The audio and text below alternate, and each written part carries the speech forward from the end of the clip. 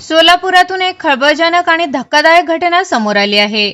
दौंड येथे कार्यरत असलेल्या SRPFच्या एका जवानाने सोलापुरात गळफास घेऊन आत्महत्या केल्याची घटना उघडकीस आली आहे। या घटनेमुळे सोलापूर शहरात एकच खळबळ उडाली आहे। आत्महत्या केलेल्या जवानाचे नाव विलास सर्जेराव शिंदे वय वर्ष 35 असे आहे। विलास शिंदे हे मूळचे कळंब जिल्हा धाराशिव येथील रहिवासी होते।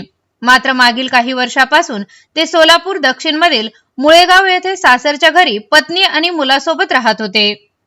मिळालेल्या माहितीनुसार 12 मार्च गुरुवारी रात्री सुमारे 8च्या सुमारास विलास शिंदे यांनी राहत्या घरात गळफास घेऊन आत्महत्या केली। ही घटना लक्षात येताच नातेवाईकांनी त्यांना तातडीने सोलापूर शहरातील खासगी रुग्णालयात दाखल केले। मात्र डॉक्टरांनी तपासणी करून त्यांना मृत घोषित केले। यानंतर त्यांचा मृतदेह श्री छत्रपती शिवाजी महाराज सर्वोपचार रुग्णालय सोलापूर येथे शवविच्छेदनासाठी पाठविण्यात आला। महत्वाची बाब म्हणजे विलास शिंदे हे दौंड येथील SRPF बल गट क्रमांक 7 मध्ये जवान म्हणून कार्यरत होते।